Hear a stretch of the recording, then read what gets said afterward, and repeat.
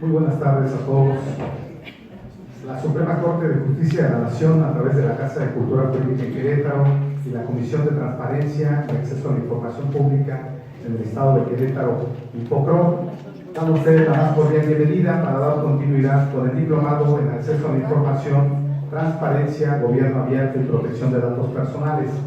Esta tarde queremos agradecer la participación del maestro Javier Martínez Cruz, que nos acompaña y además nos compartirá los temas protección de datos personales en México y ejercicio de derechos ARCO en vida, muerte y desaparición. Me permito presentar al maestro Javier Martínez, que nos compartirá estos temas, y lo presento a través de la lectura de una síntesis curricular. El comisionado Javier Martínez Cruz es licenciado en Administración por la Universidad Autónoma Metropolitana, Ingeniería en Comunicación Electrónica por el Instituto Politécnico Nacional, ESIME Zacatenco, maestro en Administración y Políticas Públicas por el Centro de Investigación y Docencia Económicas y candidato a doctor en Gestión Estratégica y Políticas del Desarrollo por la Universidad Anáhuac. Obtuvo la especialidad en Instituciones Administrativas de Finanzas Públicas por la Universidad Nacional Autónoma de México, siendo galardonado con la medalla Alfonso Caso, y la maestría en Derecho Constitucional y Amparo por la Facultad de Derecho de la Barra Nacional de Abogados. Actualmente cursa el doctorado en la misma institución. Ha participado en diversos diplomados, entre los cuales destacan el diploma de experto en victimología con calificación sobresaliente por la Universidad de Sevilla, España, el diplomado en Administración y Gerencia Pública con el módulo Indicadores de Desempeño para la Gestión Pública por el Instituto Tecnológico de Monterrey, Campus Quito, Ecuador, el diplomado en Análisis Político y Estratégico, el diplomado en Seguridad Pública por el Centro de Investigación y Docencia Económicas y el diplomado en Presupuesto basado en resultados por la Universidad Nacional Autónoma de México. El diplomado en Quality Control ISO 9001.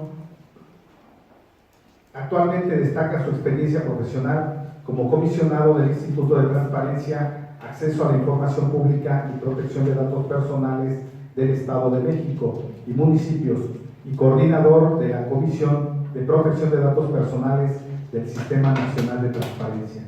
Se ha desempeñado como vocal ejecutivo del Instituto de Estudios Legislativos del Congreso del Estado de México y asesor parlamentario en el Senado de la República, en el Congreso del Estado de México y el Honorable Congreso de la Unión de la Cámara de Diputados. En el área docente ha sido catedrático de la Maestría Políticas Públicas en la Universidad Iberoamericana de Puebla, así como en el Instituto Hacendario del Estado de México. Ha participado impartiendo cátedra en la Maestría de Administración Pública del Instituto de Administración Pública del Estado de Hidalgo y ha sido profesor de diversas materias relacionadas con las finanzas públicas en la Universidad Metropolitana Unidad Azcapotzalco.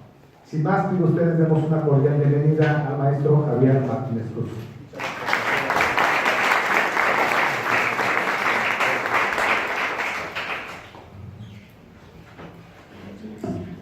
Muchas gracias, agradezco la invitación a la comisionada Mali, mi amiga, a todos ustedes de verdad por esta oportunidad de poder compartir con ustedes algo que estamos haciendo en la Comisión de Protección de Datos Personales del Sistema Nacional de Transparencia, del cual soy coordinador, pero además también en el Estado de México hemos trabajado muy fuerte el tema de datos personales. En la semana tuve la oportunidad de compartir en Sevilla lo que estamos haciendo en materia de portabilidad de datos personales, y que por eso quería empezar para hablarles de lo que México demostró en el Consejo Europeo, que hemos logrado ir más allá de lo que trae el Reglamento General Europeo en materia de datos personales. Sin embargo, cuando estaba exponiendo me di cuenta de que estaba partiendo de que ya conocemos cuáles son los derechos ARCO, qué es un dato personal, cómo nos regula esta ley general de datos personales, que desgraciadamente, bueno, pues tiene escasamente pasado de un año, porque precisamente se emitió el pasado 26 de enero del 2017. Entonces, me permití mejor empezar con este caso, un caso que vivimos en el Estado de México y que desde nuestro punto de vista es un caso relevante porque van a ver la importancia que tiene el ejercicio ejercicio de los derechos salvo, el ejercicio de la protección de los datos personales, así como el otro ejercicio que ya vieron, que es el de acceso a la información pública, considerado un derecho llave que permite ejercer otros derechos, pero que este de datos personales, que desgraciadamente poco se ha explorado en nuestro país, no visualizan el potencial que obtiene como derecho de manera individual. Porque el ejercicio de ese derecho puede salvarnos la vida, puede evitarnos una extorsión, puede evitarnos un secuestro, puede evitarnos robo de identidad, que es desgraciadamente México un país que es el quinto delito más sonado, que yo me atrevo a decir que no es que seamos el quinto país con mayor robo de identidad, ¿no? Lo que pasa es que desconocemos, ¿sí? O no reportamos esos incidentes cuando tenemos precisamente una clonación de nuestra tarjeta bancaria, un robo de identidad, y no reportamos. Entonces las cifras que nos da a conocer creo que son aquellas que no reflejan la realidad. Entonces ojalá se pueda visualizar de esta manera. Me voy muy rápido porque hay otras presentaciones que si no me alcanzo a verlas, de todos se las voy a dejar, solamente las comentaré rápidamente. Miren, este caso en particular es relevante y vamos a entender, y les compartí a la gente de Europa por qué México está viviendo paradigmas de verdad trascendentales. México adopta como derecho autónomo de manera palpable en 1977 el derecho a acceso a la información pública. Tuvimos una primera ley en el 2002, una ley federal de transparencia, pero no promovida, que no promovió ningún poder o un orden de gobierno. Lo promovió la sociedad civil a través del Grupo Oaxaca, cansados precisamente de que no hubiese este acceso a la información pública en algún momento dado derivado de las cuestiones electorales, de las elecciones, pero lo promovió. Y ahí tuvimos por primera vez nuestra primera ley. También fue tal la presión social, y todos sabemos que nace el IFAI, ¿sí? Que nace en el caso del Estado de México el órgano garante en 2004, ¿sí? También como un órgano de transparencia para el Estado de México. Nos hacemos autónomos hasta el 2008, pero bueno, ya nace esto. Y tienen que pasar estos 30 años para que venga la otra reforma de gran alcance al artículo 6 constitucional que se da en 2007. Y se incorpora, porque la reforma del 77 solamente incorpora un párrafo diciendo que la información será algo que tendrá que otorgar el Estado, pero no nos dice cómo. Y tiene que venir la reforma del 2007 con esa reforma al artículo 6 donde se incorpora eso que resultó fundamental en su momento y que fue el principio de máxima publicidad, y que planteó toda la información que se genere en una institución pública o que sea generada con recursos públicos, de entrada es pública. Pero ya empezaba entonces a trascender y acercarse a otro derecho, que era ese derecho que dice, pero siempre y cuando sus límites los encuentre, cuando pueda poner en riesgo la integridad de una persona, pero sobre todo cuando pueda invadir su privacidad. Entonces empieza a decirle al derecho de acceso a la información pública que no es un derecho absoluto, que tiene ciertas restricciones y para lo cual se tendrá que justificar si aplica clasificación por reserva o aplica clasificación por confidencialidad. Perdón. Tienen que pasar entonces 30 años para que el otro derecho, también de manera autónoma, se reconozca en el artículo 16, segundo párrafo. 2009 se reconoce la protección de los datos personales. Y entonces México decide mandar un mensaje al mundo diciendo: México va a ser un modelo institucional donde estos dos derechos los garantizará una institución para guardar un equilibrio y una armonía. Es cierto, el acceso a la información pública para poder rendir cuentas, pero no a costa de violentar el Estado de Derecho, ni violentar un derecho tan fundamental como es la privacidad y como es la intimidad. Por eso marca ese parteaguas. Les decía a las personas que exponían 32 años de diferencia, de este desfase entre estos derechos. ¿Pagamos las consecuencias de ese desequilibrio? Sí lo pagamos, porque muchas veces entregamos información, ¿sí?, poniendo en riesgo la integridad de las personas, ¿sí? Entregamos información, entregando datos personales, sin darnos cuenta el riesgo en el que ponemos a las personas. también los servidores públicos tienen datos personales, acotados, pero los tenemos. La gente tiene derecho a saber cuánto gana el servidor público, pero no tiene derecho a saber en qué lo gastamos. La gente tiene derecho a conocer el teléfono de la oficina, pero no tiene derecho a conocer el teléfono del domicilio particular. ¿Por qué? Porque esas cosas son de mi privacidad. Relacionan y ponen en riesgo también a mi familia. Y eso, desgraciadamente, lo hemos aprendido entregando información confidencial que nada sirve, no nada aporta a la transparencia, pero sí pone en riesgo la integridad de una persona.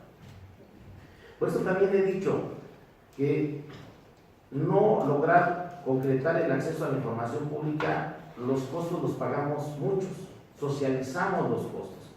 No tener una buena rendición de cuentas, no transparentar, nos falta seguridad, nos falta salud pública, pero lo pagamos todos, muchos mexicanos.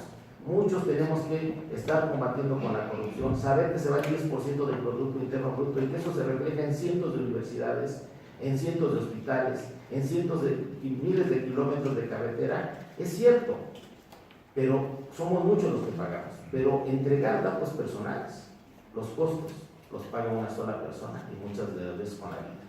Y eso tiene nombre y apellido. Por eso creo que en este sentido nos marcaba un reto esto que pasaba en México.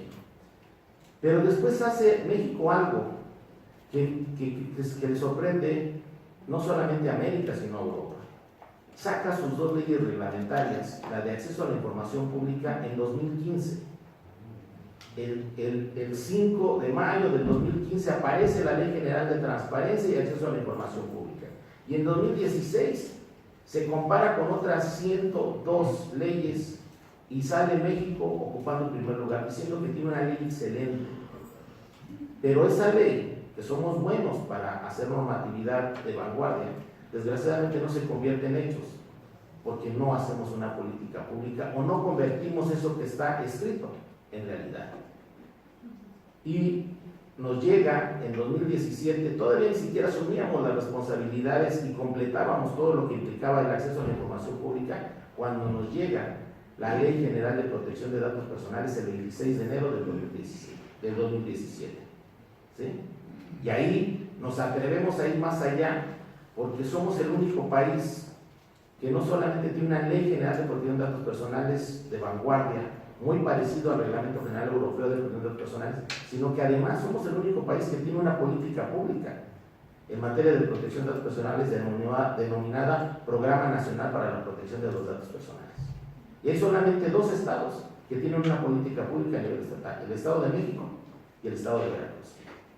Y así como hay un Plan Nacional de Desarrollo y hay planes estatales de desarrollo y planes de desarrollo municipal, si hay una política, un Programa Nacional de Protección de Datos Personales, debe de haber un programa estatal de protección de datos personales y un programa municipal de protección de datos personales. ¿Para qué? Para bajar las acciones. Pero bueno, esos 2 años que se logró reducir esta brecha, ya nos representan para nosotros retos fundamentales. Y mire, es aquí en este contexto donde encontramos para compartirles esto que vivimos nosotros en el Estado de México y que en un primer momento no dimensionamos el alcance que tenía este ejercicio. Nosotros tuvimos que entender que cuando hablamos de datos personales no es lo mismo que estar hablando de privacidad ni estar hablando de intimidad. Son niveles y es naturaleza diferente, y desde ahí ya empezamos a confundir, ¿sí? ¿Cuál es el alcance que se puede tener de los datos personales, que además, ¿sí?, también manejan 2 contextos, dato personal y dato personal sensible, ¿sí? Y vamos a ver más adelante que esa sensibilidad es relativa, porque uno puede decir, no es un dato sensible el domicilio en otro país, pero en México el domicilio es un dato sensible, ¿sí? Porque conocer hoy la delincuencia, el domicilio de uno, pues creo que nos exponemos a muchas cosas, ¿no? Pero bueno, el reto era grande. Esto nos lleva entonces a decir qué pasa en México. Y les decía, este segundo párrafo nos decía y nos hablaba de estos 4 derechos o estas modalidades de protección de datos personales, en su modalidad de acceso, de rectificación, cancelación y oposición. Nos ha costado interiorizar este acrónimo, porque todos confundimos el acceso a datos como el acceso a evitarnos un trámite. Todos esperamos un acceso a datos y esperamos una copia, ¿sí? Y con ello creemos que estamos ejerciendo ese derecho, ¿no? El acceso, la rectificación y la cancelación es un derecho simplemente a conocer el tratamiento de nuestros datos. Y eso es muy diferente a un trámite, porque el trámite genera un derecho para el Estado, pero no soluciona mi problema. Por eso nos hablan de telefónicas, por eso nos hablan y de repente nos enteramos que nos hablan, porque no visualizamos cuál es el alcance de la protección de los datos personales. Y entonces tenemos que empezar a ubicar qué es un dato personal. Además, el alcance del dato personal dice, es todo lo que nos identifica, ¿sí? ¿Qué puede ser la imagen? ¿Qué puede ser el nombre? ¿Sí? Pero también dice, o que nos pueda ser identificables. Y entonces estamos hablando de un futuro que nos puede, por el simple hecho de dejar una huella, ¿sí?, empezar a ubicar. ¿Qué representa esto? Y mire, de verdad, tuve que retomar estos principios de los derechos humanos, porque van a ver ustedes que cuando lleguemos a portabilidad, vamos a darnos cuenta del alcance que México le quiso dar a un nuevo derecho. Y así como el de acceso a la información pública que aparece en el 77 o el de protección de datos personales en el 2009, con la reforma del 10 de junio en materia de derechos humanos, esa reforma al título primero, capítulo primero, artículo primero de nuestra Constitución Política, donde se hicieron vigentes a plenitud estos 4 principios, ¿sí?, el de progresividad nos maneja un reto fundamental. Por eso nosotros hoy vemos en acceso a la información pública y protección de datos personales, y hoy con la nueva Ley General de Archivos, que tenemos que aplicar el principio de progresividad para que vayamos avanzando día con día y se garantice cualquier derecho humano que esté establecido en nuestra Constitución de manera permanente y cada vez más plena para cualquier ciudadano. Esto lo representa también entender que son derechos que tienen estas características de universalidad, interdependencia y indivisibilidad. Les decía, el de progresividad. Por eso, día con día, ustedes van a escuchar que en acceso a la información pública tenemos que cumplir no solamente con las obligaciones comunes que nos mandata un artículo 70 de la Ley General, sino también las específicas, y además nos abre todavía un tópico que dice transparencia proactiva. ¿Sí? Y tenemos que ir lográndolo día con día, porque también en materia de datos personales tendremos ese reto de ir avanzando para lograr esta progresividad. Y entonces, en ese contexto de principios, de modelo constitucional, de modelo institucional que México adoptó, empecemos a entender qué es el acceso a los datos personales, qué implica un acceso a datos, porque de verdad ahorita van a ver las estadísticas. Yo no sé cuáles son las estadísticas en Querétaro, pero en el Estado de México, sí, por cada 100 solicitudes de acceso a la información pública, solamente son 3 de derechos a. Y mucha gente dice, es que no se necesitan los derechos a. No es que no se necesiten, lo que pasa es que no conocen cómo se ejerce ni el potencial. Tenemos que entender, ¿sí?, que hay una diferencia cuando hablamos de rectificación.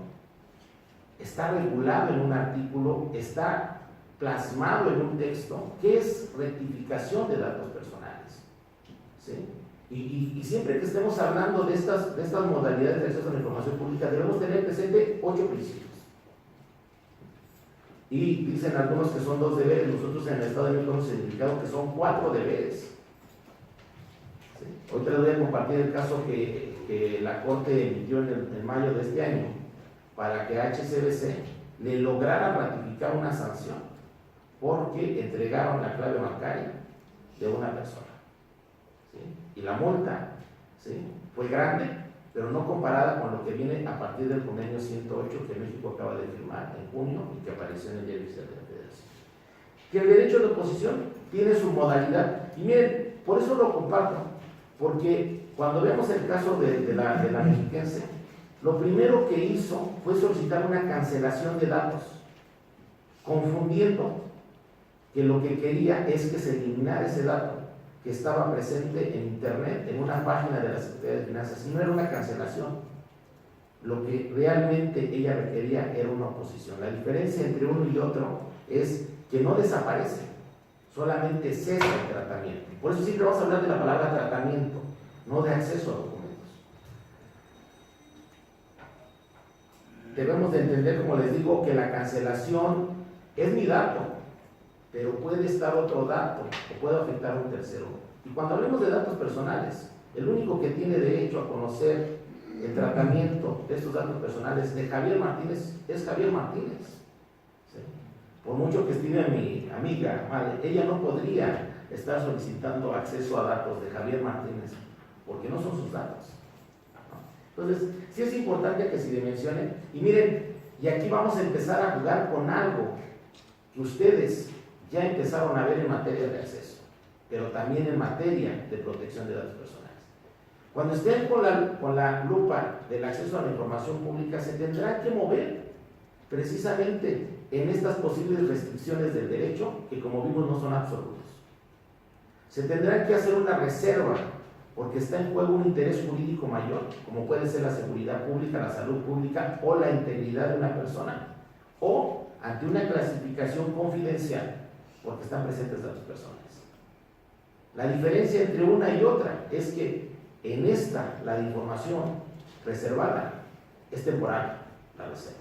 En algún momento dado puede ser pública, ¿sí? Y tendrá que estar detrás una prueba de daño, que se tendrá que hacer fundada con el artículo o la fracción que diga que se puede garantizar o que se justifica esa reserva por el riesgo inminente, pero sobre todo motivada, que es donde tenemos muchos problemas porque somos re buenos para referir el artículo y la fracción, pero no para decir cuál es ese daño, y todo queremos reservar que porque está en procedimiento, no. Hay que hacer verdaderamente una valoración. Y el reto lo tenemos también con el tema de la prueba de interés público, donde la prueba de interés público, comentando precisamente, decidimos tomar lo que un filósofo del derecho como es Robert Alexis, decidimos tomar el principio de proporcionalidad que nos plantea. Por eso en un artículo de la Ley General de Transparencia viene que el principio de proporcionalidad se tendrá que hacer con 3 subpruebas: la de idoneidad, la de necesidad y la de proporcionalidad en sentido estricto. Eso es lo que dijimos, lo pusimos en la ley. Pues hay que entender entonces qué quería decir Robert Alexis. Entonces, me voy muy rápido, les decía, aquí están las excepciones, aquí nos empieza a decir cuándo, ¿sí?, no procede una entrega de información, sea porque ponga en riesgo algún interés jurídico superior o estemos hablando de datos personales. Y entonces sí, hablemos de ponderación. No es solamente es Alexis, está Working, está Jaro Barak, ¿sí? Pero creo que Alexis nos pone un ejercicio sencillito de cómo podemos hacer ponderación. Eso fue lo que yo al menos decidí utilizar para el caso que les vengo a compartir. Nosotros tenemos esta prueba de interés público de acuerdo a lo que plantea Alexis. Lo tenemos en nuestra ley, está en la ley general, ¿sí? Y lo debe de tener la ley de Querétaro, porque armonizamos a partir de la ley general, ¿sí? Y entonces sí, hablemos del caso. El caso es que una persona, ¿sí?, se inconforma y solicita el ejercicio del derecho de cancelación porque se da cuenta que en una página de la Secretaría de Finanzas del Estado de México aparece su nombre, aparece su CUR, aparece el RFC y dice que se le entregó un premio de 100,000 pesos que ganó precisamente porque participó en un concurso de ensayo en el Instituto de Transparencia y Acceso a la Información Pública, INFUE. Y lo que dice es: quiero que se cancele. La solicitud no la hace al INFUE. El INFUE le dice: nosotros no tenemos la administración del dato. Se le solicita a Finanzas Públicas y Finanzas Públicas dice: no, yo no puedo cancelarlo porque resulta que yo simplemente estoy cumpliendo con lo que me dice una ley general de contabilidad gubernamental, que tengo que decir que se pagaron con recursos públicos, ¿a quién se los pagué? ¿Sí? ¿Y cuál es el monto? Eso dice la ley general de contabilidad gubernamental. Entonces, cuando viene esto, ella rectifica y dice: no es una cancelación. Lo único que pido es que cese el tratamiento, porque está en riesgo mi integridad, porque puedo ser sujeta de robo de identidad. Se convierte, como les decía, me regreso, se convierte en recurso porque obviamente Secretaría de Finanzas se niega, dice yo no puedo retirarlo porque yo atiendo una ley general de contabilidad gubernamental que tiene el mismo peso que la ley general de protección de datos personales. La ciudadana dice no, prevalece la ley general de protección de datos personales porque pones en riesgo mi integridad. Se convierte en recurso, entra a mi ponencia el 13 de junio del 2018, perdón, se resuelve en esa ponencia y afortunadamente se resuelve por unanimidad. ¿Qué estaba en juego? Les decía, el CUR, el RFC, porque la Secretaría de Finanzas lo tenía como ella, otros ciudadanos, porque decían, son pagos que se hicieron con recursos públicos. Y ellos decían, yo simplemente cubro con estos artículos 56, 58 y 67 que me mandata.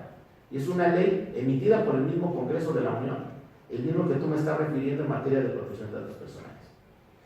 Y entonces, creo que aquí es donde se pone interesante esto, porque hay que hacer ponderación. Hay que buscar y empezar a buscar las razones para ver si verdaderamente, ¿sí?, quién tiene la razón. Tomar una decisión, creo que fundada, nos va a permitir a entender y decir, a ver, vamos viendo, ¿son leyes con el mismo peso? Sí, son leyes con el mismo peso. ¿Tienen una finalidad? Sí, tienen una finalidad. Y ya desde aquí nos empieza a dar visión para ver cómo podemos aplicar el principio de proporcionalidad para hacer la prueba de interés público y ver si se justifica la entrega de un dato personal, porque hay un interés superior por conocer esta información. Que solamente la ley nos dice que solamente en casos de actos de corrupción, de violación de derechos humanos o de lesa humanidad, es cuando se puede justificar la entrega de un dato personal. Y entonces, como les decía, esos derechos o esos principios nos empiezan a marcar la pauta. Ese párrafo tercero del artículo primero que habla del principio pro persona, ¿sí?, nos empieza a decir por dónde nos tenemos que empezar a mover, cuál es la ley que más protege, ¿sí? Entonces, pues sí, tomemos lo que dice Alexis, planteemos y analicemos estas pruebas que planteé. Y lo que hicimos fue un ejercicio, pues es muy sencillo esta parte porque es simplemente aritmética. Lo que hizo es la primera, ley de ponderación. A ver, idoneidad, los dos derechos están plasmados en la Constitución, en su ordenamiento jurídico, sí, uno en el artículo 6, en el artículo 16, que es protección de datos personales, y otro también en materia de rendición de cuentas, que es el 134, y donde me dice que los recursos se tienen que ejercer de manera transparente, eficiente, eficaz, honrada y económica. Sí, están regulados. Entonces, están los dos. Ya pasé el de idoneidad, pero ahora vamos a ver la necesidad. Se justifica que el nombre, el CUR y el RFC esté vigente, se pueda ver. ¿Qué pasa si no se entrega la información? Si no se cumple con la rendición de cuentas, se baja esa información. ¿Estará en riesgo la contabilidad gubernamental? Pues creo que puede caer en el nivel de leve, pero vamos a ver ahora del otro lado. ¿Qué pasa con el dato personal? ¿Sí podríamos ser sujetos del robo de identidad? Pues claro que sí. Y entonces sí es grave. Y entonces viene ahora sí la prueba, en sentido estricto que hace Alexis y dice, vamos ahora a multiplicarlo. ¿Sí? Es cierto que si no se entrega la información, no se rinden cuentas, pues no. Pero sí es cierto que si sigue vigente ahí la información, pues si ponemos en quinto lugar el robo de identidad, pues claro que la señora al rato le van a clonar su tarjeta, ¿sí?, y va a tener un desfalco. Entonces, simplemente por matemáticas, pues una pesa 4 y el otro pesa 2. Decisión, se optó por decir, cesa el tratamiento de datos personales y, por favor, baja la información y retírala no solamente de tu portal, de todos los portales que tú las hayas compartido. Esa es la obligación de finanzas. Tuvieron que pasar casi un mes y medio, para que lograra finanzas bajar toda la información. ¿Por qué lo quisimos compartir con los estados? Porque es una ley general y aplica, así como aplica en el Estado de México, aplica en todos los estados. Importancia de esto. Miren nada más las cifras. Nos dice que de 2008 a 2010 en la vigencia del órgano autónomo, el INFUE, solamente se han ejercido solicitudes de 9.947 solicitudes de derecho a algo. De estas, solamente 299 se convirtieron en recurso. De estos 299 solamente se resolvieron 5. 3 de acceso, porque les digo que confunden el acceso a datos con acceso a información o acceso a documentos, y solamente 2 de rectificación. Ninguno de, 2 de cancelación, ninguno de oposición y ninguno de rectificación. Creo que resulta trascendental porque mandamos un mensaje a los mexiquenses, es su derecho. Y les puedo asegurar que después de esto, que le buscamos difusión, entiendan los 17 millones de mexiquenses que en esto tienen un ejercicio de un derecho que les puede cambiar la vida para estar más tranquilos, ¿sí?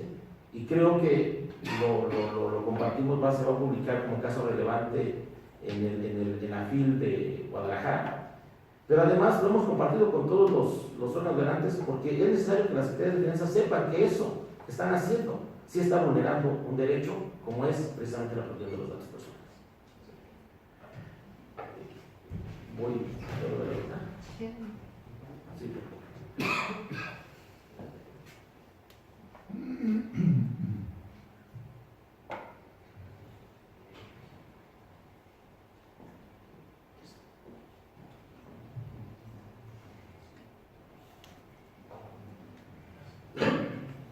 Quise cambiarle algunas cuestiones para la presentación de aquí, pero me sirve la presentación que hice en Sevilla. Y les digo, decidí ponerles el caso primero, porque lo que descubrí cuando estaba hablando de portabilidad a los compañeros de España, pues resulta que no me entendían porque para ellos era nuevo, no conocían los otros derechos ARCO. Miren, nosotros en México nos acercamos con la Universidad de Sevilla, porque derivado del Reglamento General Europeo que entró en vigencia plena el 25 de mayo de este año, Europa se dio cuenta de que necesitaba casi 80,000 delegados de protección de datos personales. Y en ese momento se dio cuenta que no tenía personal para que pudieran entrar como delegados de protección de datos personales. El equivalente de lo que nos sucede es aquí el oficial de protección de datos personales. Y resulta que derivado del Reglamento General Europeo, hoy las empresas que no tengan a un delegado de protección de datos personales serán sujetas de una multa que puede alcanzar el 4% de sus ingresos anuales. Vean ustedes lo que puede representar para un banco, para una transnacional. ¿Sí? El equivalente, dado que nosotros hicimos una ley general muy parecida al Reglamento General Europeo, creo yo, y es lo que he estado pugnando, creo yo que en algún momento dado, si se comprueba que hay una vulneración de un dato personal por parte de una institución pública regulada por la Ley General de Datos Personales, podrían ser sujetas de que le retiren el 4% de su presupuesto. ¿Sí? Y si no, pregúntense ustedes por qué en el presupuesto de la Federación tenemos un fondo para reparación de víctimas de 1.500 millones de pesos. Entonces, estamos acostumbrados siempre a actuar a consecuencia de, cuando es lo que nos demanda una ley general de cuidados personales, que tenemos que tener una actitud proactiva, adelantarnos y no estar resolviendo ya de verdad, tapando el pozo porque se ahogó el niño, o poniendo un poco un semáforo o un tope porque ya atropellaron al niño, ¿no? Lo que hizo Sevilla es la única universidad que está haciendo un curso de certificación para delegados de protección de datos personales. Son 30 personas. Nosotros logramos, a través de la Comisión de Protección de Datos Personales, que 14 mexicanos estemos en ese curso. Lo estamos tomando de manera virtual y vamos a ser los primeros mexicanos que nos certifiquemos con la norma de Europa. Son estas personas, los 4 comisionados del INFUE, nuestros 4 coordinadores de proyectos, que son como secretarios de cuenta. Están la comisionada Yoli, que es la presidenta de Veracruz, está la comisionada Rosalinda, que es la presidenta del órgano de Tamaulipas, está la comisionada Martarelli López Navarro, que es comisionada de Sonora, está el comisionado Cristian Velasco, que es el comisionado de Colima, está el comisionado Daniel Chávez García, que es comisionado de Michoacán, y están, les decía, Norma Sazú, que es mi coordinadora de proyectos, está la licenciada Rosa Luz Robles González, que es de la ponencia de la comisionada de Babaí. Está la licenciada Soledad Alicia Velázquez, que es la coordinadora de proyectos del comisionado José Guadalupe Luna Hernández. Está el licenciado Omar Acosta Martínez, que es el coordinador de proyectos de la comisionada presidenta Zulema Martínez. Y está un especialista precisamente en materia de desarrollo de tecnologías e innovación, que es el licenciado Daniel Rivera. Estas personas estamos tomando el curso de manera virtual. Cada viernes ellos graban, nos llegan a nosotros los videos el lunes. Esta grabación que hice el viernes ya nos llegó el día de hoy. Y básicamente a mí me invitaron a explicarles cómo se hace portabilidad, qué está haciendo México, porque ellos obviamente desconocen o no van tan avanzados en algunos aspectos como lo tiene México. Entonces lo primero que había que explicarles era cómo funciona el tema de protección de datos personales y el tema de transparencia.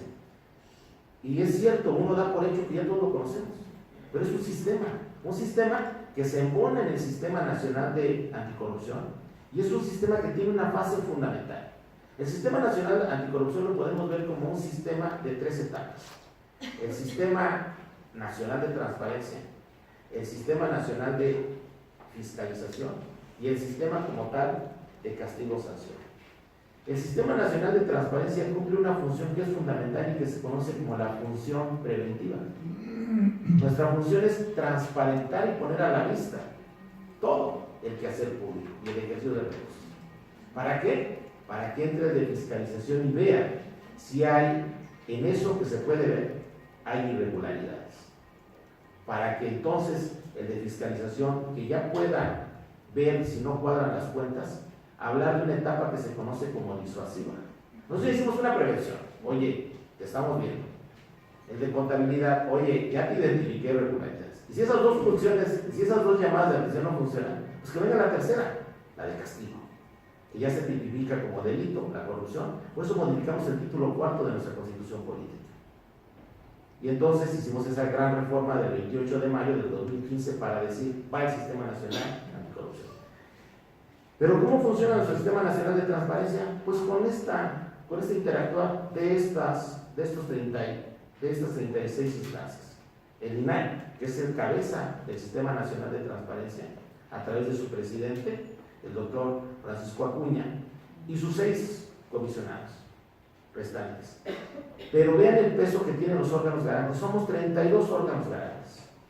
Y lo he dicho siempre, si hay alguien que puede impactar en la materia de rendición de cuentas, somos los órganos garantes. Nosotros tenemos injerencia para transparentar el 52% del presupuesto de egresos de la Federación. Sin embargo, no tenemos recursos. Hay órganos garantes que no cuentan con los recursos comparativamente con los más de 1,000 millones que tiene el INAI. ¿Sí? Y ellos solamente transparentan el 48% del presupuesto de egresos de la Federación. Creo que se están equivocando en la distribución del federalismo. Pero bueno, trabaja también la Auditoría Superior de la Federación, está también incorporado en el sistema el Archivo General de la Nación y obviamente el INEGI como generador de estos indicadores. El viernes le planteaba yo a España, porque previo a mi llegada a Sevilla, tuve que ir a la Internacional de Protección de Datos Personales que se realizó en Bruselas. Y le comentaba a mi compañera Mare que tanto mi compañera Eva Bair, que fue la otra compañera que fue del INFOE, Francisco Acuña, que estuvo en calidad de presidente del INAI, y su servidor, fuimos testigos de lo que creo que va a ser un cambio de paradigma para el futuro a nivel mundial. En ese momento, las principales autoridades, más de 57 países, pero sobre todo esas potencias como es Francia, Inglaterra, Alemania, ¿sí?, Bélgica, dieron un manotazo y hicieron una declaración que resulta fundamental y decía que va a cambiar el desarrollo del mundo, porque lo que se resolvió en esa declaratoria, hubo otras 4 declaratorias, pero para mí me resultó importante esta. Lo que se determinó en ese momento es que no más desarrollo tecnológico, no más innovaciones de más TICs, no más ese esa inteligencia artificial a costa de violentar la dignidad humana. No respetar la ética, pero sobre todo no respetar la protección de los datos personales. Y sentaron al presidente de Facebook, sentaron al presidente de Google, sentaron al presidente de Apple, ¿sí? Y sentaron a la gente de Estados Unidos para decirles que tienen que emitir una ley federal de protección de datos personales. Y que si Facebook, Google o Apple no respetan esto, los van a sacar del mercado. Creo que el mandato es muy fuerte, pero también nos mandó un mensaje a todos, a todo el mundo. México y el Info somos integrantes de la internacional junto con el INAI. Y lo que entendimos en ese momento, que teníamos que venir a nuestro país, teníamos que decirle a todos los responsables que hoy tenemos una responsabilidad muy grande porque tenemos que seguir creciendo, desarrollando, pero siempre respetando la ética y los valores. Pero yo lo que le propuse en ese momento a España es que en el contexto del convenio 108, que es precisamente este tratado internacional que regula la protección de los datos personales a nivel mundial, Europa, Asia, África, América, ¿sí?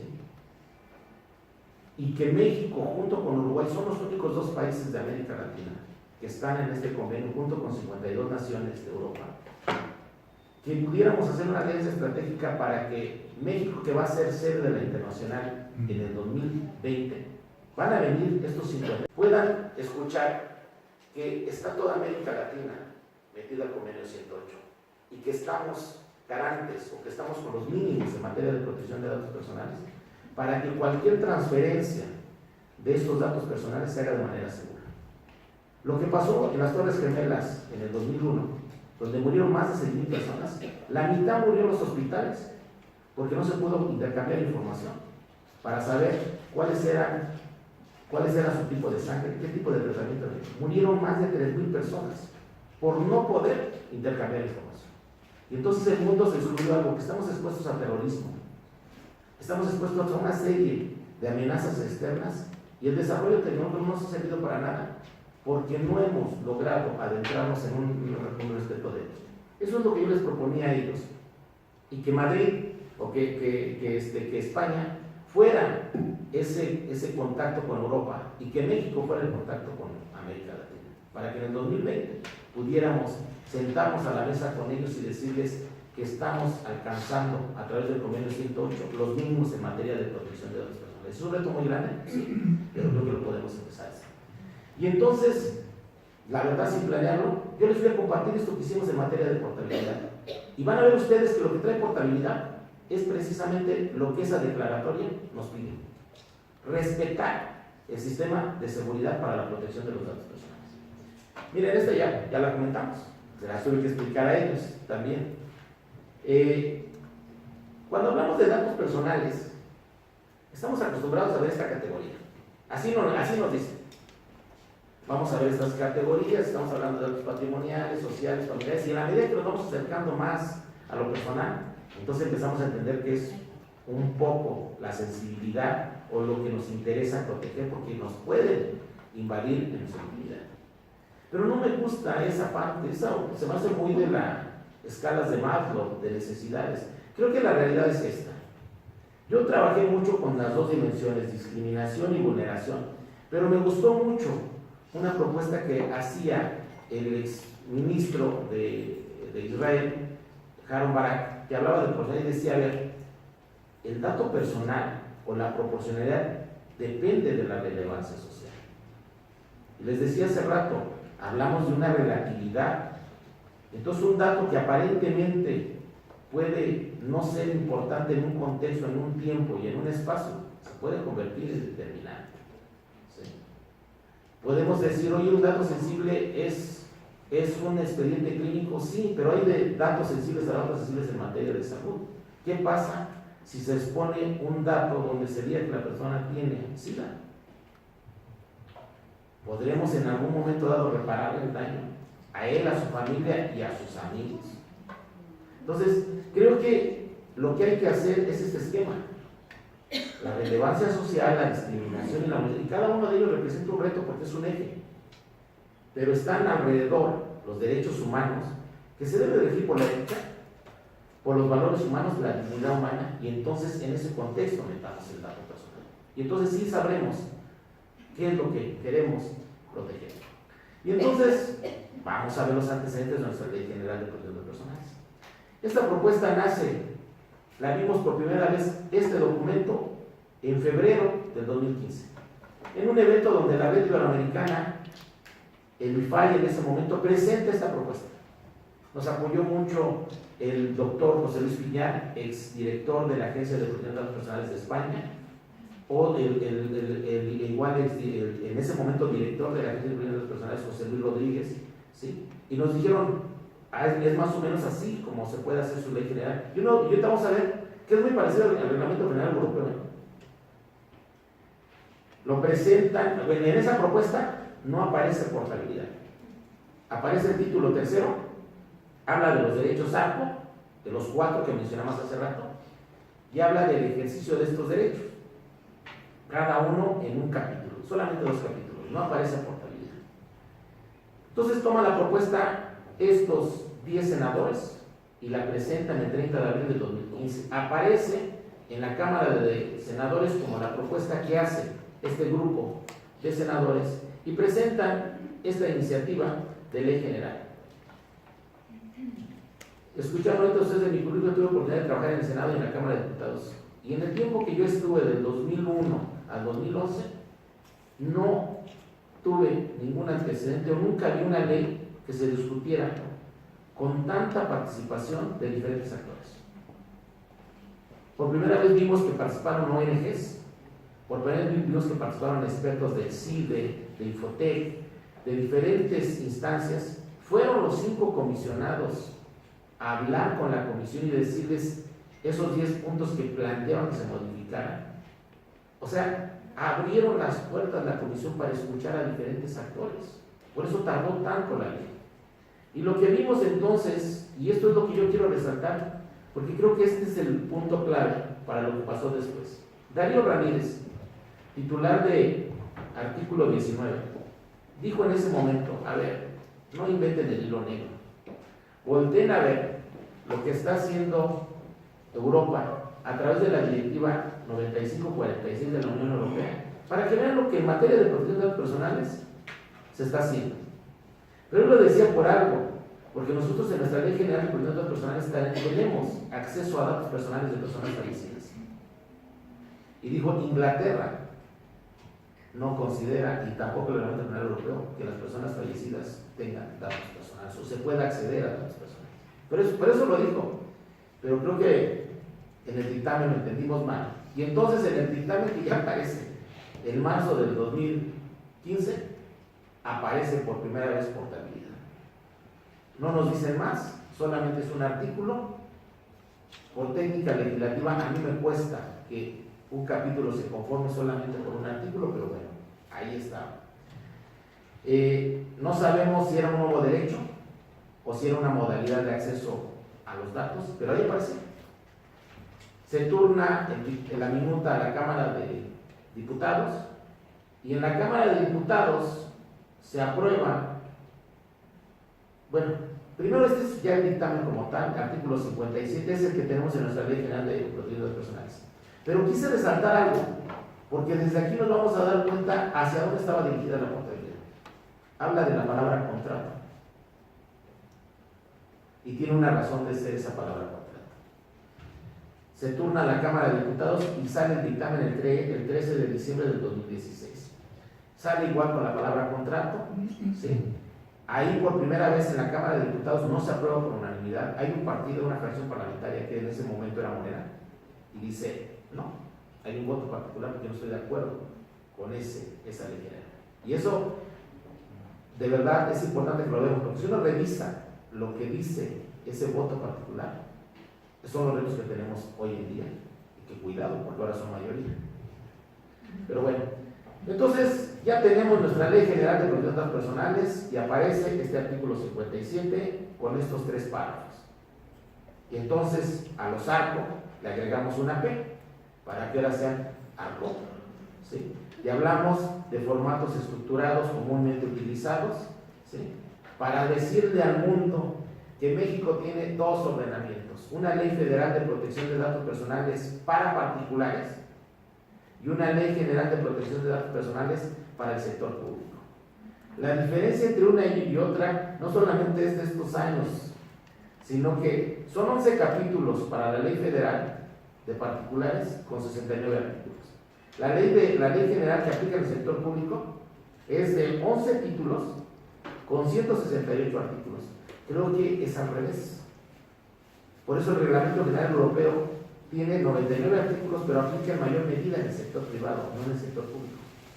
Entonces, ahora resulta que vamos a regular más el tema de los datos personales cuando el problema lo tenemos con los privados que nos están molestando, nos están hablando y no respetan la protección de los datos personales. Pero bueno, ahí está. Y entonces hay que voltear a ver, porque entonces ya nos empezó a llamar la atención y en la comisión que yo presido, yo decía, bueno, pues vamos a ver qué hizo España. Entonces escuchamos a Mara España, la actual directora de protección de la Agencia de Protección de Datos Personales, y lo que dice ella, que es muy cierto, y eso viene en la exposición de motivos de nuestra ley general, dice, hoy la nueva normativa en materia de protección de datos personales rompe paradigmas. No más un actuar a consecuencia de reactivo, no, de hoy en adelante el ciudadano es un activo, hay que adelantarnos, hay que hacer medidas preventivas porque no vamos a permitir que se vulnere un dato personal, porque pone en riesgo la integridad de las personas. Y eso representa un reto, porque entonces cuando uno va a ver portabilidad en el Reglamento General Europeo, aparece en el artículo 20.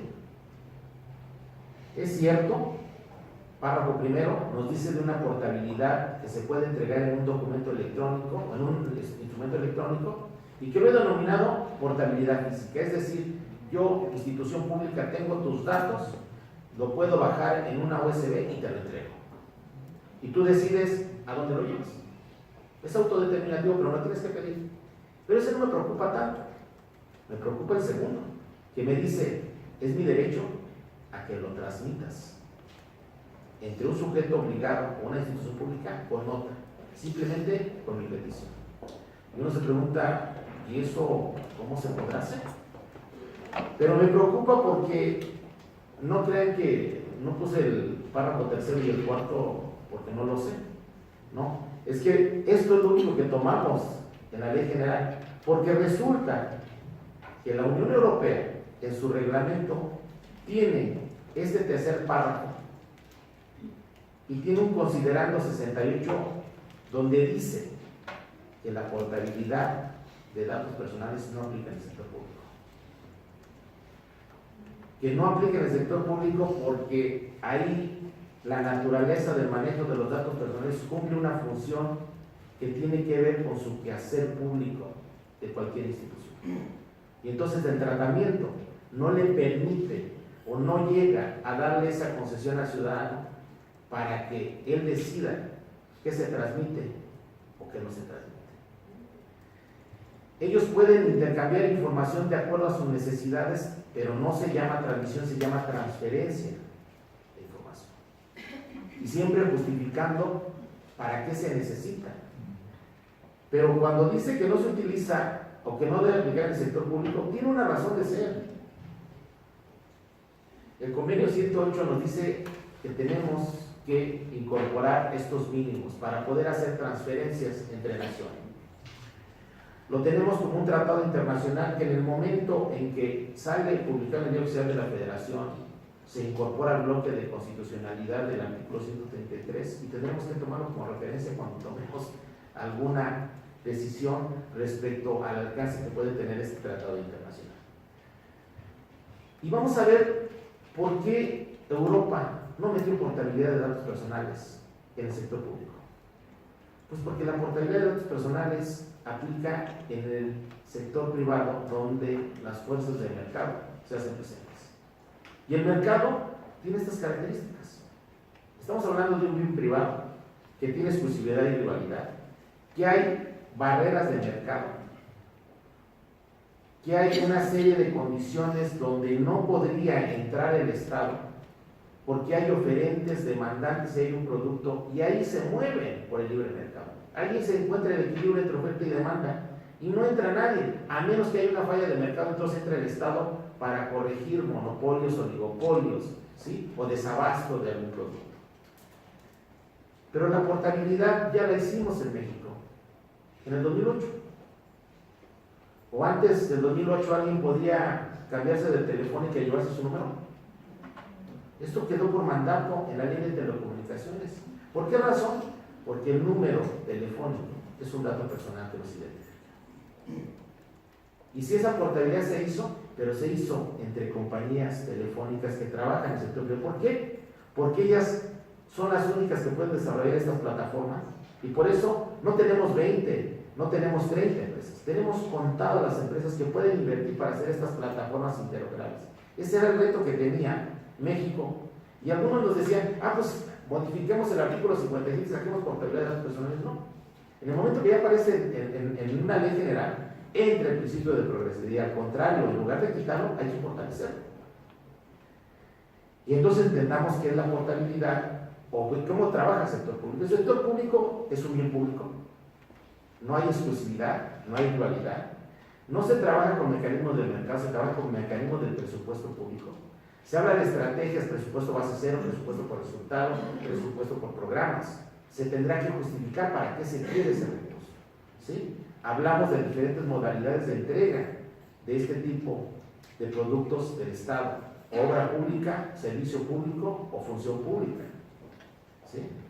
Y entonces el esquema es que sigue estando estos actores, pero ya no hay fuerzas de mercado. Quien tiene que controlar las fuerzas de mercado es el órgano garante. Y ese es el reto que teníamos enfrente nosotros, que decidimos meter portabilidad. Tenemos un sujeto obligado emisor y tenemos un sujeto obligado receptor. Y la portabilidad, pues entonces lo que no metimos en ese capítulo tercero que trae el 57, lo metimos en lineamientos donde trae 27 artículos y ahí nos dice cómo se tiene que hacer la portabilidad. ¿Qué implica la portabilidad? ¿Qué implica entregar una copia en un dispositivo electrónico, llámese USB, CD, ¿sí? Es decir, esa entrega física que se le da al ciudadano? ¿O qué implica la transmisión? Y entonces había que entender ahora que hay que cumplir con todas estas medidas de seguridad, que no son fáciles porque estamos sustituyendo fuerzas de mercado, no hay recursos públicos. ¿Cómo lo vamos a hacer sin recursos públicos? Pero ya sabíamos que México estaba hablando de gobierno digital, que tiene muchas cosas digitalizadas y que eso es sujeto de poderse transmitir. Entonces había que cumplir con todos estos pasos y entonces ahí empezamos a batallar. Primero debemos de entender desde conceptos de automatización, de formato estructurado, comúnmente utilizado, ¿sí? ¿Qué rol juega el INAI? ¿Qué rol juegan los órganos garantes? ¿Con qué recursos? ¿Sí? Y además, cuando hablamos de transmisión, fíjense cómo no entendíamos ni los conceptos. Que la ley general, este artículo 57, habla de transmisión. Y hay 17 estados con leyes estatales que dicen transferencia. Van a tener que reformar su ley porque la palabra correcta es transmisión, no es transferencia. Y eso lo tienen 17 leyes estatales. ¿Sirve la portabilidad? Sí sirve la portabilidad. Si logramos hacer esto, ¿le vamos a pegar a la corrupción? Esa cifra está mal, ese estudio es muy bondadoso. Pero según un estudio de INCO que hizo precisamente Mario Amparo Casar, hablamos de 332 mil millones de pesos que podríamos pegarle a la corrupción por evitar el contacto entre el burócrata y el ciudadano para el tema de los trámites en la parte burocrática, donde más se genera precisamente actos de corrupción. Es esa posibilidad que nos dan y por eso desde un principio el Infoen y nosotros dentro del Estado de México, que además afortunadamente la Cámara de Diputados nos ha apoyado con muchos recursos. Y la verdad, nosotros cuando llegamos a este pleno que actualmente lo conforma Zulema, Eva, Guadalupe, ya hoy Gustavo Parra y su servidor, nosotros llegamos con un presupuesto de 76 millones y hoy actualmente el Infoen tiene 155 millones de pesos. ¿Cómo hemos logrado que se nos destinen recursos? Precisamente justificando que tenemos que aplicar una ley general de transparencia, una ley general de protección de datos personales, y hoy vamos por más recursos porque tenemos una ley general de archivos. Pero además, no hemos gastado solamente en gasto corriente, hemos hecho gasto de inversión. Y por eso desarrollamos una plataforma denominada Cybex, que hemos invertido 56 millones de pesos y que nos permite hacer de manera segura el ejercicio de datos personales, pero también el de portabilidad. Y lo que propusimos en su momento, esto lo propusimos hace 3 meses, cuando dijimos, podemos meter la solicitud de portabilidad a través de la plataforma y empezar a trabajar con Sarcuen, que es la plataforma que me garantiza que se va a encriptar la información y que no se va a perder. Ese diseño lo hicimos hace 3 meses y después tuvimos a trabajar a nuestros ingenieros. Y lo que les quiero compartir es esto que llevé precisamente a España. Esto lo resolvimos hace 15 días, se aprobó por el Pleno. Y hoy tenemos garantizada portabilidad a través de Sarcuen, porque hicimos esto. Yo no sé si lo tenga el SAT en materia de la firma electrónica, no lo pude encontrar, pero tenemos estos 3 niveles de seguridad que tiene cualquier institución. El primero, que es el que me permite identificar amenazas, ¿sí? El segundo, que me permite precisamente encriptar la información y proteger. Pero además, quien quiera vulnerar la tercera que acabamos de hacer, tendría que invertir, yo no digo que días, años, para tratar de desencriptar, pero además muchos recursos. Yo creo que el costo de oportunidad sería muy bajo, porque tenemos estos 3 niveles. Los que tienen metan ustedes a cualquier plataforma y van a encontrar un candidato. Esos 2 niveles los tienen por default. Pero el que no tienen es el tercer nivel que hicimos nosotros. Es un tercer nivel que tiene que ver con algo que en matemáticas se conoce como inferencia matemática. ¿Qué es lo que hicimos?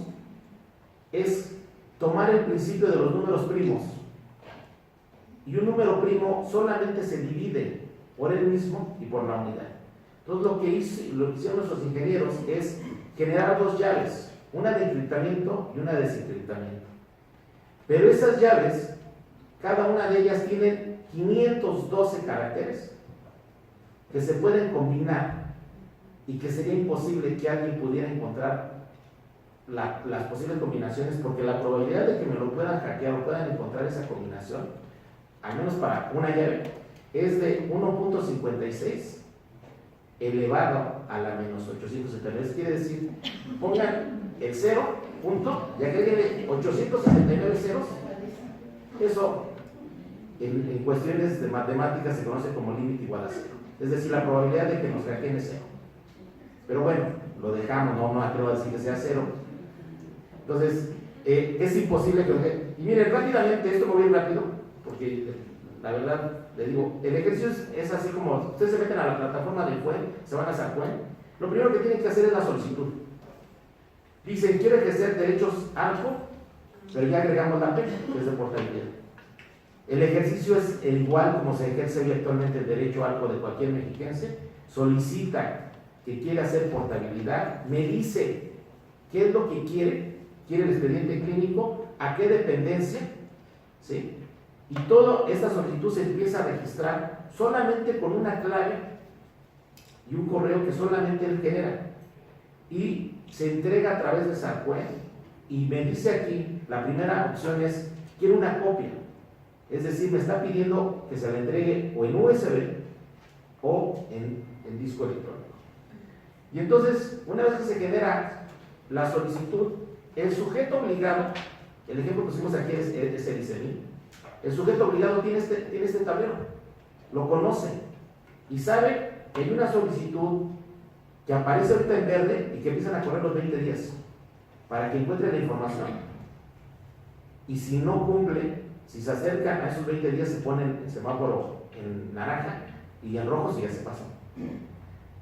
Le están diciendo que busque el titular de la unidad de transparencia a la área donde está la información y empiece a hacer el tratamiento, porque lo primero que tendrá que hacer es ubicar la información, turnar al titular de la unidad de transparencia y él empezar el proceso de encriptamiento. Tendrá que generar inmediatamente, lo sube e inmediatamente se activa la figura de las llaves para que genere las 2 llaves. Todo este procedimiento lo tiene que hacer permanentemente el servidor público habilitado de la institución. Se generan las dos llaves con estos códigos y las dos llaves le permiten a la institución pública, con la primera, encriptar la información, llámese credencial de lector, pasaporte, el expediente clínico en sí mismo, lo envuelve, lo protege y, como les digo, les pone estos 512 caracteres para que el que tenga la llave de encriptamiento pues tendría que hacer las posibles 512 combinaciones, que sería este factorial que estoy mencionando. Pero inmediatamente también se genera la llave de encriptamiento. ¿Por qué razón? Porque lo que se buscó es que cuando se le entregue al particular la información, se le entrega la USB. Pero ¿qué pasa si la pierde? Pues cualquier persona puede llegar y bajar. Entonces no, se le entrega por otro medio, que puede ser un correo electrónico, la llave de desencriptamiento para que él solamente la pueda bajar a través de esa web y cuando llegue a su servidor o a su ordenador, él lo pueda bajar en ese momento. Así, si se le pierde, la gente que quiera abrirlo, lo único que verá serán esos símbolos. No podrá ver nada más. El único que lo puede desencriptar es la persona que tiene la clave. Y eso lo tiene solamente la persona que viene y se acredita, porque se tendrá que presentar para que podamos ver que es la persona que pidió la información. Y esa credencial que presentó se haga presente y se le diga: sí, aquí está tu USB y además tu clave la tienes en Zapweb y puedes, cuando llegues, bajarla. Si se te pierde ahorita no pasa nada. Esta es una medida, pero esto fue fácil. Lo difícil lo teníamos cuando dicen: quiero transmisión. Ya no quiero una entrega de manera física. La transmisión implica que entonces se incorpora un tercer actor, que es el sujeto obligado receptor. Lo mismo pasa con el sujeto obligado receptor. Aquí ponemos el ejemplo. Además, lo que hicimos en el Estado de México fue revisar las bases de datos que, como saben, todos los sujetos obligados tienen que registrar con el órgano garante. Entonces, descubrimos que había 5,000 bases de datos. De esas 5,000, solamente eran como 3,000 las que tenían datos personales, pero de esas 3,000 solamente 2,200 son sujetas de transmisión, es decir, que están en un formato estructurado comúnmente utilizado y que cuando hablamos de formato estructurado podemos depurar para solamente mandar información de la persona y no mandar información de un tercero, o información como puede ser inferencia o algo que no necesariamente tiene derecho el particular a pedir que se le transmita. Entonces, ahorita precisamente nos permitió que estas bases de datos de decir: a ver, ¿con quién puedes compartirla por la naturaleza de la información que tienes? Entonces sabemos que ISEMIN tiene expedientes clínicos que puede transmitir al Instituto de Salud del Estado de México, si así lo quiere el ciudadano. Entonces, se hace el mismo procedimiento, pero aquí se incorpora al sujeto obligado receptor y se le dice: ojo, ya solicitaron una información que te voy a transmitir. El ciudadano tendrá que demostrar bajo relación jurídica cómo puede comprobar que necesite que esa información se turne a otra institución pública. ¿Cómo la puede comprobar? Con el alta. ¿Para qué? Para que su tratamiento, si lo quiere seguir en otro hospital, lo pueda hacer y no empezar de cero. ¿Saben lo que les van a sumir la vida? ¿Cómo le van a sumir la vida? Vean ustedes en un hospital, en una universidad donde se puedan compartir el expediente académico. Lo mismo pasa, se generan las dos llaves, pero una de las llaves se le entrega no al ciudadano, se le entrega al sujeto obligado al receptor, se le turna por otro medio para que la reciba y él pueda bajar la información y la pueda meter precisamente dentro de sus archivos. Se le manda por otro medio y solamente se le manda al titular de la unidad de transparencia para que él, que obviamente sigue siendo responsable y tiene que garantizar las medidas de seguridad, pueda incorporarla dentro de sus archivos. En todo momento, Infoen va conociendo del proceso. Por eso nosotros sabemos quién es el que puede fallar cuando se limita este ejercicio. Si el sujeto obligado emisor o el sujeto obligado receptor. Si hay alguien que vulneró la seguridad para poder proceder con las multas. ¿Por qué? Porque no hubo una correcta protección de los datos personales. Una vez que llega a la institución que recibe la información, él lo baja a sus archivos y le notifica al ciudadano que la información ya está en sus archivos, que se presente para que pueda ver que está en sus archivos del sujeto obligado emisor, o si así decide el particular que en ese momento quiere una copia en una USB, inicie de nuevo la solicitud de portabilidad de manera fácil. Esto lo tenemos nosotros en los 333 sujetos obligados, trabajan con SACUE. Lo que está planeando ahorita Infuen es invertir 10 millones de pesos para poder hacer portabilidad solamente con un servidor y poder atender de mejor manera a los 333 sujetos obligados, pero no solamente por eso, porque lo que ha planteado Infuen es que este sistema o esta plataforma se la podemos entregar a todos los órganos garantes del país, porque como fue con recursos públicos no la podremos vender, la podemos entregar vía convenio con el órgano garante para que lo reciba o lo distribuya con sujetos obligados, y entonces sí, poder hablar de una portabilidad no solamente en el Estado de México, sino en todo el país. Pues yo con esto terminaría. Les dejo dos presentaciones más, una que tiene que ver con sistemas de gestión de seguridad de bases de datos y otra más que tiene que ver con interés legítimo en personas fallecidas y en menores. Son dos presentaciones que tenía preparadas, pero si están muy largas, se las dejaría largas. Muchísimas gracias.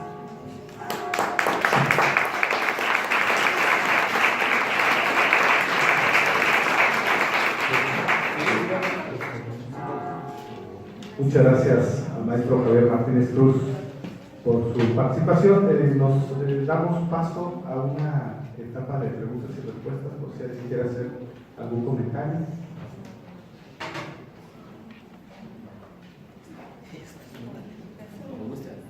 Si no tienen ningún comentario, vamos a dar ahora paso a la entrega del reconocimiento que nos otorgan las instituciones convocantes, dándole el uso de la voz a la maestra Marilena Guadarrama. Muchísimas gracias. Bueno, pues a nombre de la Casa de Cultura Jurídica de la Suprema Corte de Justicia de la Nación y de la Comisión de Transparencia y Acceso a la Información Pública del Estado de Querétaro, se otorga el reconocimiento al maestro Javier Martínez Cruz por su destacada participación como ponente del módulo primero, llamado Ejercicio de Derecho Franco en Vida, Muerte y Desaparición del Diplomado en Acceso a la Información, Transparencia, Gobierno Abierto y Protección de Datos Personales. Muchísimas gracias. Reconocer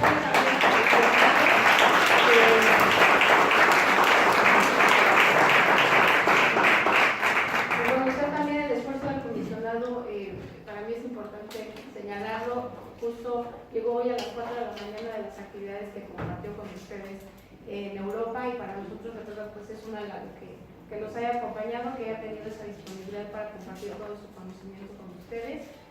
Fue formidable contar con toda su participación durante todas estas sesiones. Esperemos que haya sido de su agrado. Para nosotros fue muy satisfactorio poder compartir pues todo este recorrido en materia de derecho de acceso a la información, transparencia, rendición de cuentas, protección de datos personales, y bueno, pues seguimos nosotros a la orden, también agradeciendo muchísimo las atenciones de la Casa de la Cultura Jurídica, que bueno, siempre con los brazos abiertos reciben este tipo de actividades que hacemos desde luego en coordinación. Muchísimas gracias. Cedo la palabra. Muchísimas gracias. Pues solamente en principio agradecer al maestro Javier Martínez Cruz su participación. Verdaderamente fue una jornada agotadora para él viajar desde Europa para venir a cumplir el compromiso que tenía con todos nosotros, y cumplió.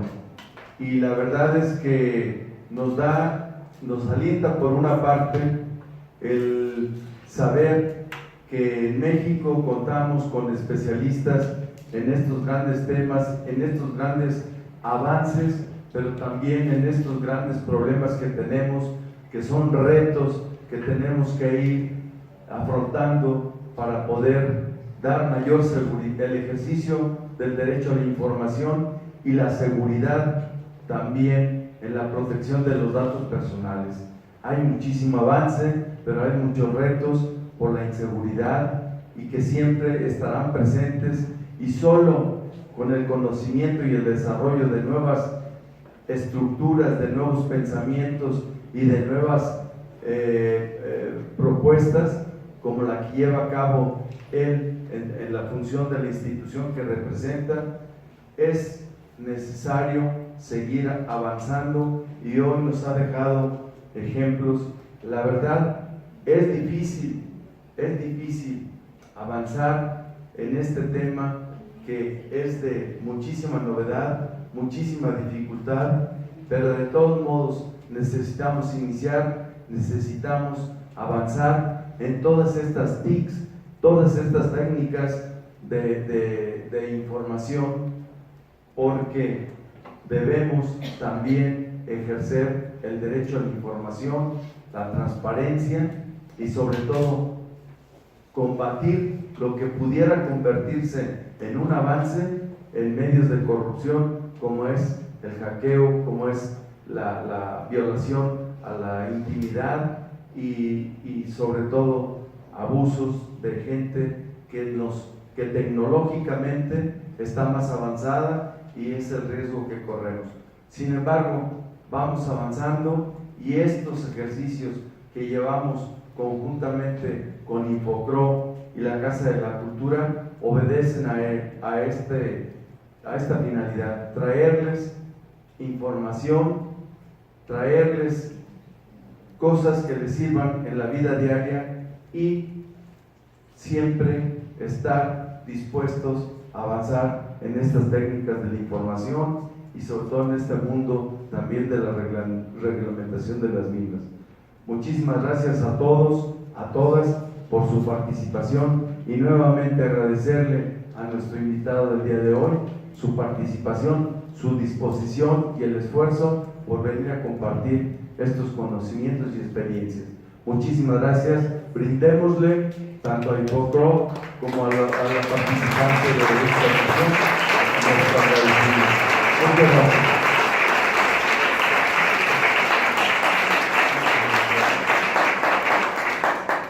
Muchas gracias a la ciudadana comisionada María Elena Guadarrama Conejo por su presencia, al maestro Javier Martínez de igual forma, y al director de la casa que nos ha brindado un mensaje. Muchas gracias a ellos. De esta manera damos por concluido este ejercicio académico diplomado en acceso a la información, transparencia, gobierno abierto y protección de datos personales. Muchas gracias y buenas tardes.